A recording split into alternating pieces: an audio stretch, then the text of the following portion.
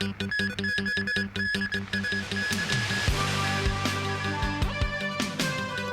Fei spells out criteria for 2017 CE election candidates.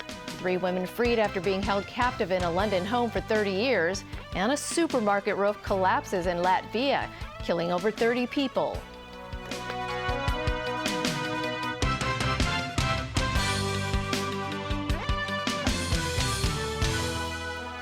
Good evening. The visiting chairman of the Basic Law Committee met with principal officials of the SAR government today and selected representatives of the local community. Li Fei spelled out the criteria for candidates in the 2017 chief executive election. He said those who antagonize the central government will not be fit to take up the top job. Evelina Leung tells us more. Li Fei attended a banquet at Government House hosted by Chief Secretary for Administration, Carrie Lam, at midday. The Basic Law Committee chairman spoke about the 2017 chief executive election. He stressed there are 5 points to take into consideration while electing the CE through universal suffrage. First, there must be a broadly representative nominating committee. Second, anyone who is qualified can ask to be nominated as an election candidate. On top of that, all nominations have to be made by the nominating committee as institutional nominations. Members of the electorate will elect the chief executive through universal suffrage. And lastly, the chief executive elected will be appointed to the post by the central government. The Basic Law Committee head insists all these criteria are reasonable and fair. Although, he added, anyone who antagonizes the central government cannot become the CE in Hong Kong. Hong Kong is a special administrative region of China, and the chief executive has to be responsible to both the SAR and the central government, Li said. Li also asked if an opponent of Beijing was elected, how can he or she be expected to rule Hong Kong in accordance with the Basic Law?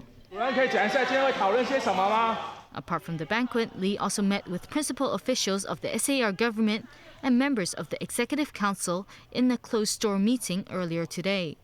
Afterwards, Li issued a press release, including his speech made during the meeting. In it, he said the broadly representative nominating committee should include representatives of the 4 major sectors that make up the current election committee. Overall, those who met with Li were quite satisfied. He did not say outright that the civic nomination is contrary to the Basic Law. Indeed, if you read Article 45 of the Basic Law, it does mention democratic procedures, and how one interprets that phrase or the term can be quite wide. So I am cautiously optimistic in the sense that I believe that civic nomination should be included as part of the consultation that we launched by the Hong Kong government. And there were those who believe the Basic Law Committee chairman has cleared up certain points. He clearly specified how the constitutional reform should proceed, which is to comply with the requirements in the Basic Law, particular Article 45 and Annex 1, Annex 2. He also refer to some historical documents to show the meaning of the various terms and so on. So I think it is very useful for Hong Kong people to understand how the political reform should proceed. Evelina Lang, TVB News. Li Fei also met with representatives of Hong Kong's legal professional bodies in the afternoon. Vicky Kung has more on that and other meetings that he attended earlier today. After this morning's closed-door meeting between Li Fei and top local government officials and Executive Council members, Chief Secretary for Administration Carrie Lam said they mainly discussed the implication of the Basic Law on democracy in Hong Kong. Li was said to have given an in-depth description of the requirements laid out in the Basic Law for the development of democracy in Hong Kong and the principles behind design of the SAR's political structure. This afternoon, Li also had discussions on the Basic Law with representatives of the Bar Association and the Law Society. According to the chairman of the Bar Association, they did not go into details about the legality of civic nomination and other related interpretations of the law. Well, at least the atmosphere was good. we spoke out, hopefully in a fearless manner, our view as to how the consultation process should proceed and how various stakeholders should express their views in a candid manner, as I say, call a spade a spade. Meanwhile, the Law Society cited Zhang Rongshen, the vice chairman of the Basic Law Committee, who is also on the current visit, as saying he does not support the development of party politics in Hong Kong. It doesn't help at the moment because the basic law provision is not appropriate in Hong Kong to have this kind of political environment to resolve the present issue, the problem at the moment. The Basic Law Chief is expected to attend a press conference tomorrow to take questions from the media.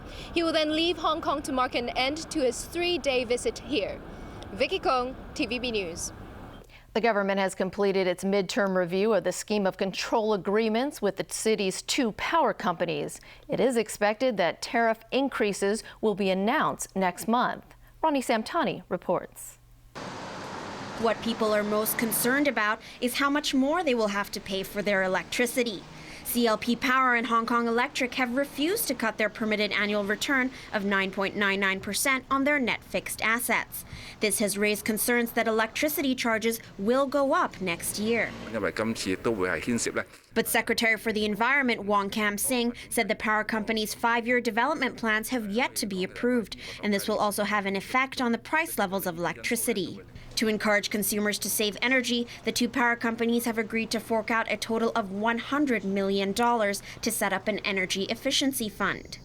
It will provide subsidies to help residents of selected buildings install energy-saving devices. The scheme is expected to be launched early next year. Energy Advisory Committee Chairman Raymond So says reducing the power company's spinning reserve and lowering their permitted rate of return will effectively help lower electricity bills.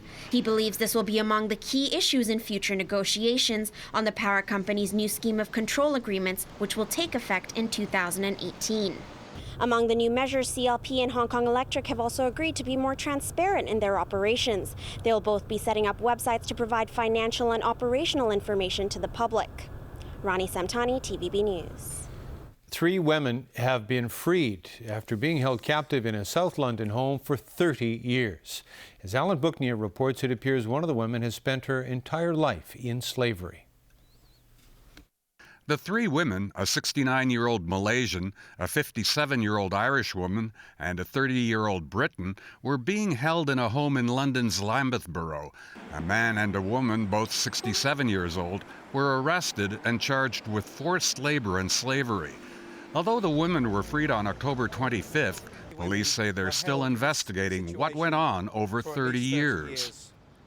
They did have some controlled freedom. We have seen some cases where people have been held for up to 10 years, but we have never seen anything of this magnitude before.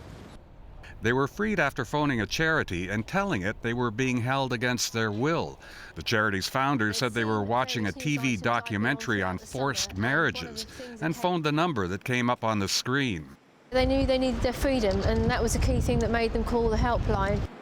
Prem says although the women were probably subjected to mental and physical cruelty and slavery, it doesn't appear they were sexually assaulted. It took a series of phone calls before they actually left the house for the charity. Prem says they had nothing at all and were terrified of what would happen if they were caught leaving. I think it's very difficult if you've got women who have been held for over 30 years in slavery. So it did take time for them to have the confidence and the trust in the charity, because actually people become institutionalised even to slavery, and it's a very brave thing they've done. The 2 suspects, neither of whom are British, were later released on bail. Prem says the 3 women are safe and are doing as well as can be expected. It's still not clear how their ordeal began or why it went on for so long. A house in the centre of London, in South London, in an ordinary house, in an ordinary street, in the busiest in our capital city. So it's quite shocking, really, that this can go on. Alan Booknear, TVB News. At least 32 people were killed in Latvia after an enormous section of a supermarket roof collapsed. It happened in the capital city of Riga during Thursday's rush hour. The collapse took down the Maxim supermarket's high walls and windows in a ripple effect that filled the building with rubble. 3 firefighters were among the people killed. 35 people were injured. Rescuers are still sifting through the rubble, looking for survivors. They were periodically turning off all equipment and asking relatives of missing people to call so they could pinpoint ringing phones. The cause of the collapse has not been established. There are protests in Ukraine after the government suspended an imminent trade pact with the European Union. Instead, Ukraine will pursue closer ties with Russia. Chanting "Ukraine is Europe," the demonstrators express anger at what they see as the government's decision to move backwards.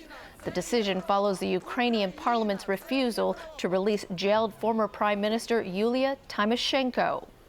That was a key EU condition for signing the deal next Friday. The EU feels the jailing was political. Kiev's turnaround marks a major victory for Russia, which has been working aggressively to derail the EU deal.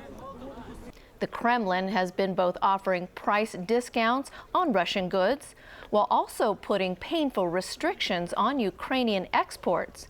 The EU expressed disappointment in Kiev's decision. And still to come in our newscast, work delays in the Express Rail Link project. The Cenotaph in Central and the Bethany in Pok Fulam declared monuments. And the French capital glittering with Christmas lights.